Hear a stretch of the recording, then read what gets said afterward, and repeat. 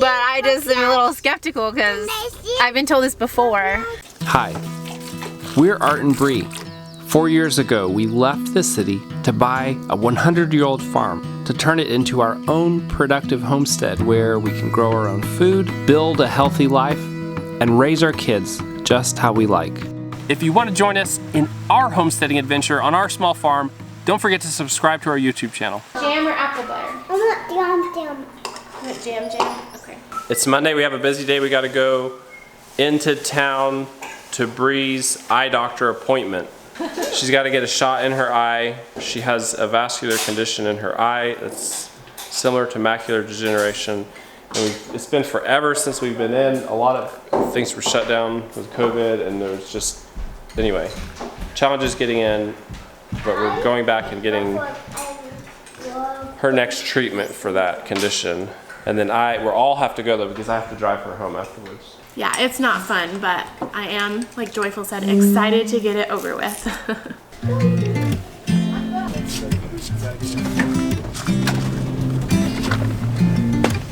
We actually have to stop by the camper.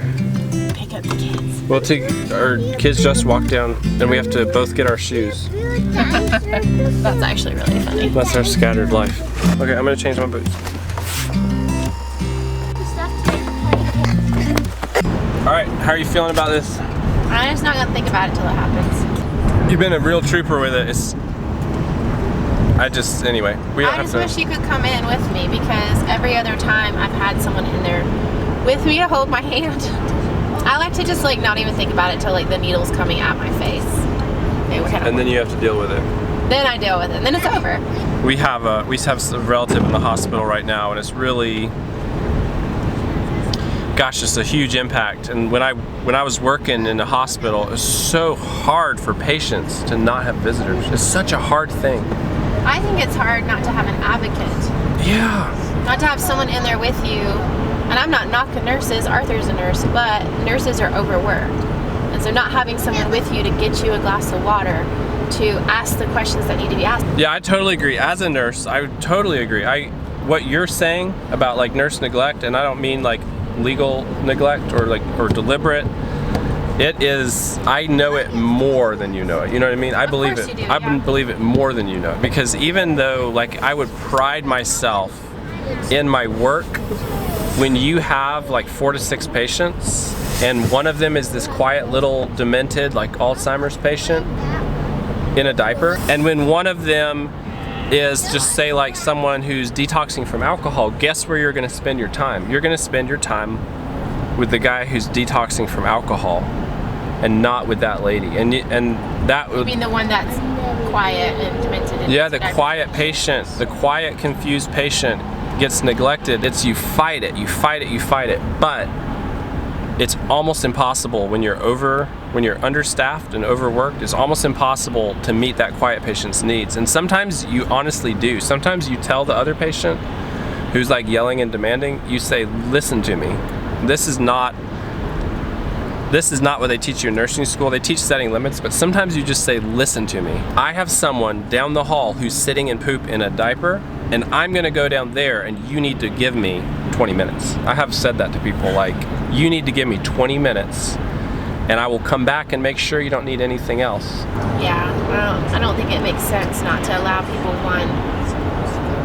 one caregiver. The main thing for me is it makes me sad. It makes me so sad, and I know that some people's care will suffer just because the family in the hospital setting is this integral part of care.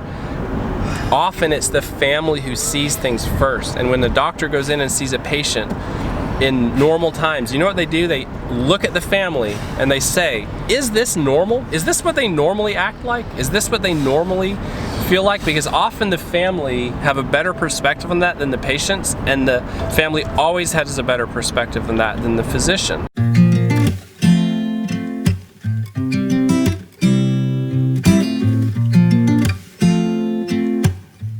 See ya. I think I'll be right back. I think I have to check in, then come sit in the car and wait. Okay. I'll be right back. See ya anyway. I'm actually getting in some editing in the car here. That's why I'm in this seat. I never sit in this seat. So you're checked in? I'm only checked in, yeah.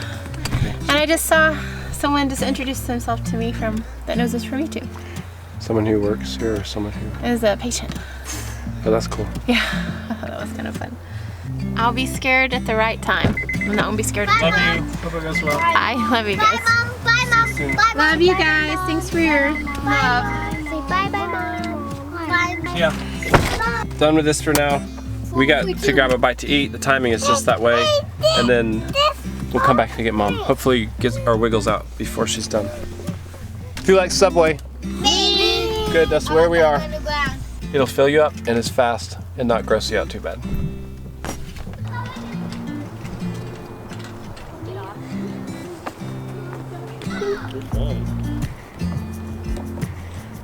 I went down that slide and my butt got wet. Oh no, soaking wet. Okay, it's a freezing cold day. It's one of the colder days we've had. It is supposed to snow tomorrow and we're gonna play freeze tag to get warmed up and then eat. Actually, did it freezing? No, not yet.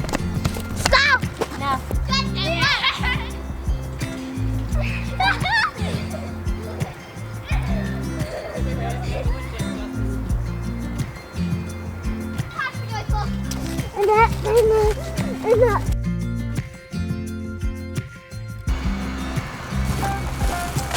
Hello.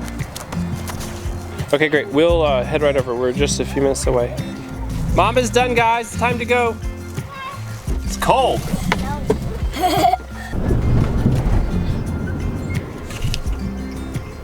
Hey. So, Puppy eye. Well, let me see your eyes.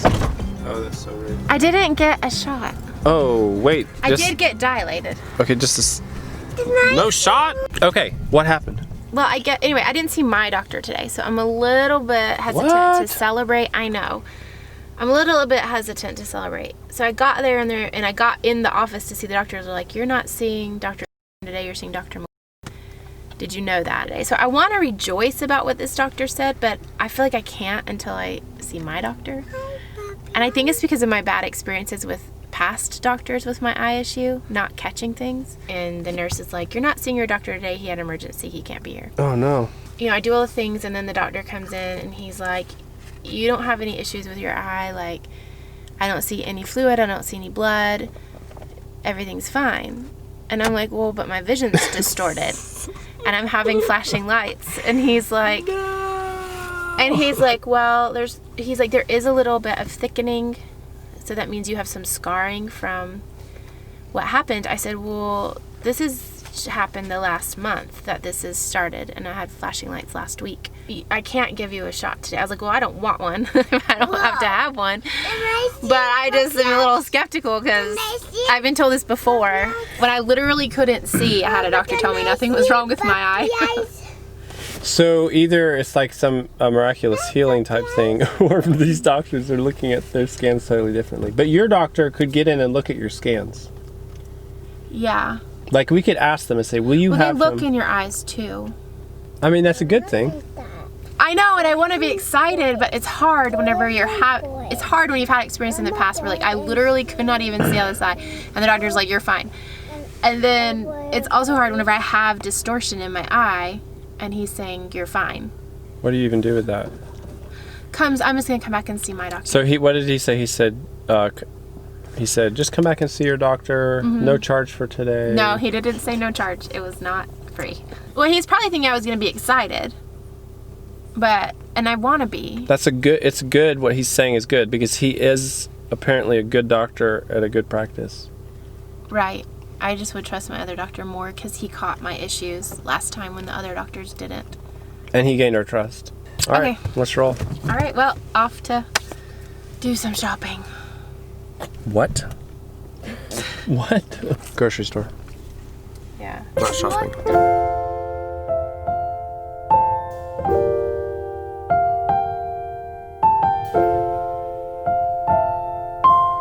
Okay, so funny thing. There's this one road we go down, and at Christmas time they have a sign that's lit up that says, honk if you love Christmas. So we went past it last night, and we all said, honk if you love Christmas, and we honked. And now every time we pass Christmas lights, Wilder says, honk if you love Christmas. And now we honk. We have to say honk, honk every time. What, or do you see? I'll give you one. I'll give you one. That's right.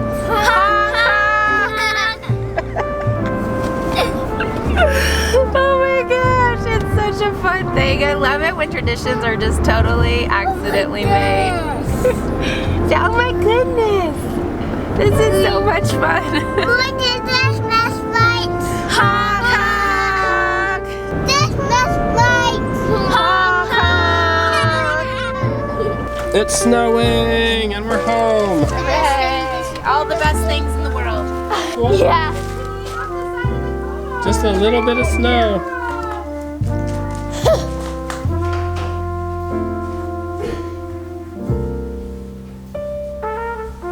Hey, I'm bouncing straight off the rental house, headed down to the homestead to do animal chores before a very cold night. It's supposed to be 23 degrees tonight, a couple inches of snow potential. Okay, down at the homestead. The main thing is making sure all the ruminants have enough to ruminate on. So we'll give extra hay to all the cows and the goats. And Alice just came in here. Come on in out of the snow. It's snowing now. It's nice and dry in here. I already brought him a bale outside.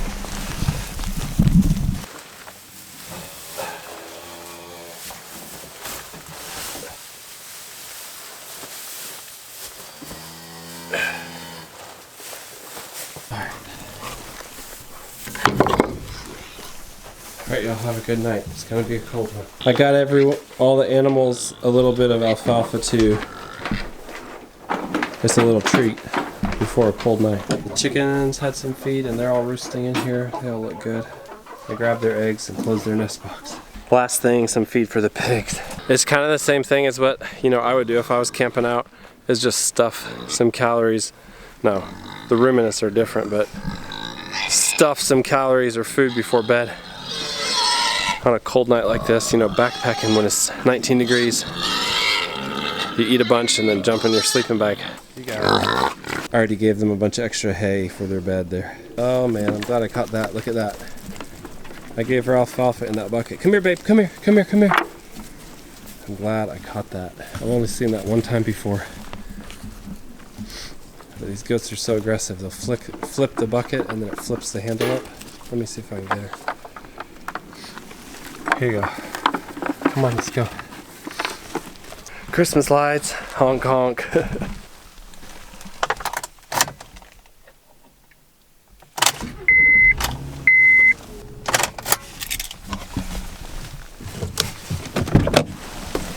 What are we having for supper?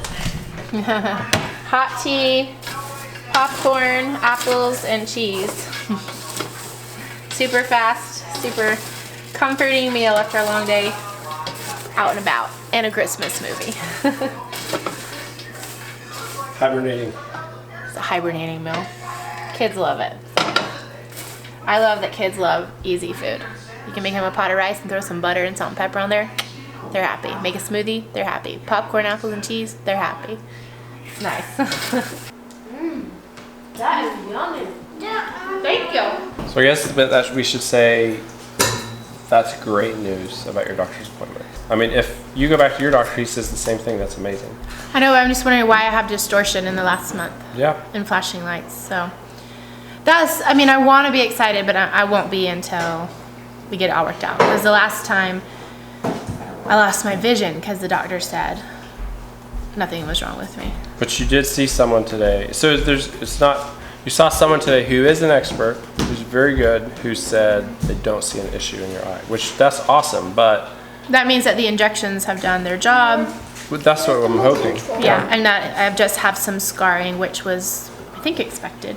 So yeah, I don't want to sound ungrateful. I'm just hesitant to rejoice because of past experiences and because of what I'm experiencing right now. So. Thanks for joining us, guys. We'll see you in tomorrow's video. Goodbye. Bye.